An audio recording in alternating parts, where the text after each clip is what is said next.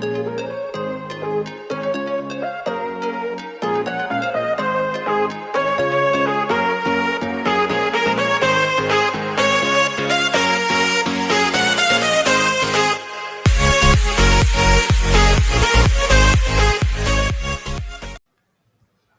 afternoon, everyone. By the way, my name is Christian Paul R. Coronel, and I'll be the one to discuss to you this afternoon the four topics that is given to me, which is the principles of curriculum evaluation, characteristics of evaluation, the four types of evaluation, and the two major types of evaluation. Now, first, let us define what are those principles under the curriculum evaluation. The first principle in curriculum evaluation is what we call the the principle of objectives. Um, in this principle, evaluation should be based on the objectives of education, and it should be helpful for us to find out where there is need to redesigning or need to refraining from the learner's behavior. Next is the principle of continuity. When we say principle of continuity, meaning to say evaluation is a continuous process. Now, it is continuous process because it goes on continuously as long as there will be a students or there will be a learners who is related to education. So in this principle, evaluation is a very important part of the teaching learning process. So whenever or whatever the learners learn, it should be evaluated daily. So as a teacher, we should evaluate the learners daily. So after we evaluate the learners daily, so after we assess those students or learners, then we could have the learners have will have a better command on language. So next is the principle of learning comprehensiveness. When we say principle of learning comprehensiveness, meaning to say we assess or we evaluate all the aspects of the learner's personality. And as a teachers, we are more concerned of the all-around development of our learners. So next is the principles of learning experience. Um, Evaluation in this part of principle of learning experiences um, should be based on the experiences of our learners. So in this process, we don't evaluate only the curricular activities of our learners, but also as a teacher, we must also evaluate them to their co-curricular activities. So as a curricularist and as a teacher, we should evaluate them both curricular and co-curricular activities. So next principle is child-centeredness. So when we say child-centeredness, the learners is in the center or the child is in the center. So in this process of evaluation, the behavior of the child is the central point of our evaluation. Not Meaning to say, our goal as a teacher is to evaluate the central behavior of our learners. So in this principle, it will also help us as a teacher to know the grasping power of a child and the usefulness of our teaching materials. So last principle of curriculum evaluation is the principle of application. Now, in this principle, during the teaching and learning process, the teacher may learn many things, but not all the teachers um, can apply it to their daily life. It's gonna be useless. And bakit ka ba useless? It's because useless lang yung pinag-aralan mo kung hindi mo naman alam kung paano i-apply yung mga assessment or evaluation sa mga estudyante mo. So, in this principle also, it can be known. It can in this principle also it can help us to know what is evaluation all about. So, in this principle of application, it judges the teachers to better apply his knowledge and understanding in different situations in order to succeed in her career and in her future life. So next, let's proceed to the characteristics of evaluation. Now, the first characteristics of evaluation is what we call the continuous process. So evaluation is a continuous process. It leads together with teaching, learning process. So pag sinabing continuous process, it is not confined to one particular class or stage of education. So it is to be conducted continuously as the student passes from one stage to another stage, from one class to another class, from one school to another school, and it starts from time the child seeks admission in particular grade in form of placement evaluation. So in this part or in this first characteristics of evaluation, it will be continuous. It will be continuous as the child proceeds from one unit to another unit of instruction, from formative and diagnostic evaluation at the end of the summative and ends in summative evaluation and and end of instruction in particular grade. So next is the comprehensiveness. So pag sinabing comprehensiveness, gaya ng sinabi ko kanina, it is not simply concerned with the academic status of the students, but with all the aspect of his growth, which includes both cognitive and non-cognitive aspects. Next is the child-centeredness. So, gaya ko kanina that our main focus on evaluation is not just focus in ourselves, but we are focused more on the child learning and the child behaviors evaluation. So next is the remedial. When we say remedial, evaluation comments on the result, which helps in remedial work. It is not a remedy, and evaluation is remedial in nature. So meaning to say, remedial are given for those students who failed with these specific subjects. Um, but not all the students are able to take a remedial because once they have a 75 grade, automatic they don't need to have a remedial. But if they got 75 below grade, 75 below na grade, then they will the teacher will conduct a remedial class for them. So next, we have the cooperative process. When we say cooperative process, evaluation is a cooperative process involving students, teacher, parents, and peer group. So in this characteristics of evaluation in cooperative process, this is also one way for us because we are involving the parents, peers, and our teachers in in order for us to assess ourselves, to learn from our mistakes, to learn from our from others, and for what should we done or what should be done in the next future.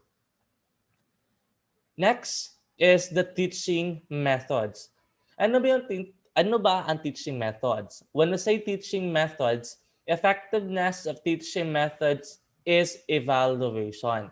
So, as a curricularist or as a teacher, in order for us to be effective inside the classroom discussion or inside the classroom situation or um, like that.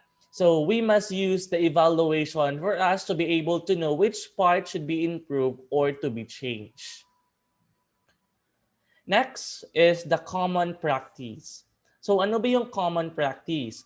So evaluation is a common practice among the proper growth of the child, mentally and physically. So all of the teachers slash curricularists use evaluation, and it's common for us to develop, it is common for us to conduct an evaluation in order for us to develop the holistic development or the holistic growth of our learners. So lastly, we have the collecting information. So um, evaluation includes all the means of collecting information about the students' learning. So in this part, the teacher or the evaluator should make use of tests, observation, interviews, rating scale, checklist, and value judgment to gather the complete reliable information about their students or about our learners.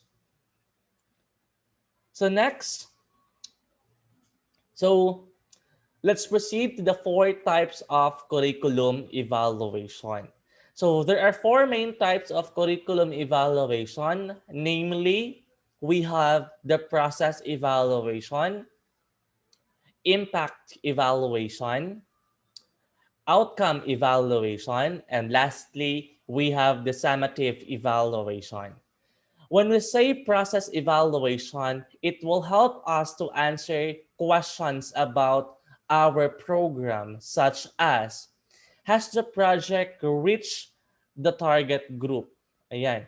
So, um, kumbaga, um, are the participants and other key stakeholders satisfied with all the aspects of the project? So those questions will be answered during the process evaluation. But take note that the process evaluation will be used to measure the activities of the program quality, and who it is reaching. Ayan. So next, we have the impact evaluation. When we say impact evaluation, it is used to measure the immediate effect of the program, and it is aligned with the program's objectives. So pag sinabing impact evaluation, it measures how well the program objectives and non-objectives have been achieved. So in this type of evaluation, the impact evaluation, it will help us as a teacher to answer the question such as, kada bang, how will the project achieve its objectives, or how does the project achieve its the sub objectives, so ganon. So another question nga ma-answer during sa impact evaluation, um, how will have the desired short-term changes been achieved? So ganon ang mga questions that will be answered during the impact evaluation. So therefore, the impact evaluation measures the program effectiveness immediate after the completion of the program, and it is, kumbaga, mahitabo ni siya from 6 months after the completion of the product. So next is the outcome evaluation. So pag sinabing outcome evaluation, it is concerned with the long-term effects of the program, and it is generally used to measure the program goal. So the outcome evaluation, meaning to say it measures the main goals of the program, and it can be used to assess program objectives over time. It should be noted, ayan, teachers, it should be noted that it is not possible to conduct outcome evaluation in pair-based programs. So lastly, we have the summative evaluation. Now, the summative evaluation is um, a completion of the program, and it may be valuable to conduct summative evaluation.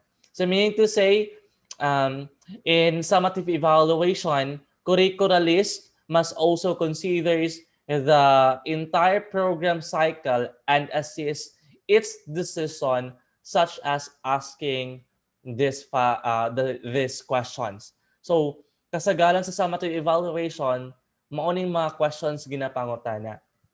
So, for example, a question under the summative evaluation is that, do we really need to continue the program? If you answer yes, then it will lead to another question.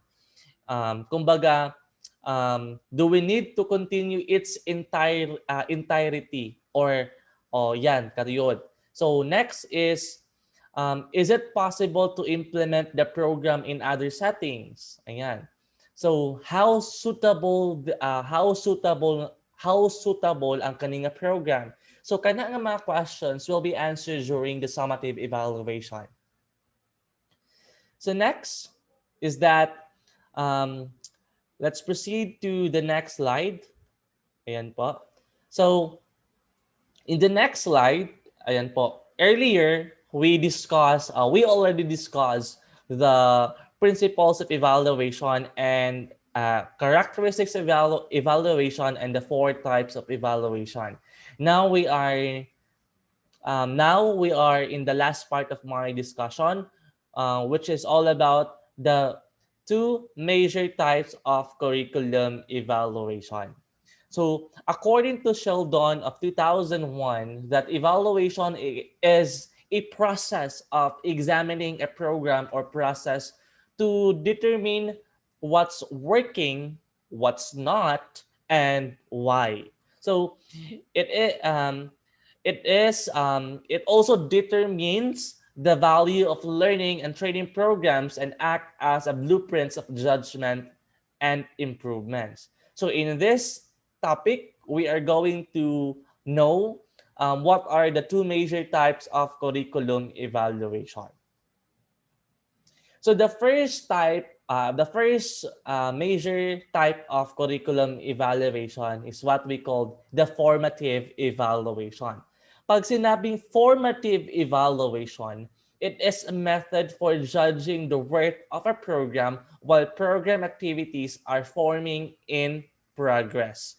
Kumbaga, in formative evaluation, it is a type of evaluation that focuses, take note sa clue we have, or in process, or it focus on process. So in formative evaluation, the teachers continuously monitor the students' level of attainment of learning objectives. So in formative evaluation, the result of the assessment or the evaluation are communicated clearly and promptly to the students for them to know their strengths and weaknesses and the progress of their learning. So another explanation about the formative evaluation is, um, I not let's have an example na lang. An example of formative evaluation is that, um, short quiz, recitation. Pero those short quiz and recitation are not graded because you just monitor the attainable objectives. Ayan.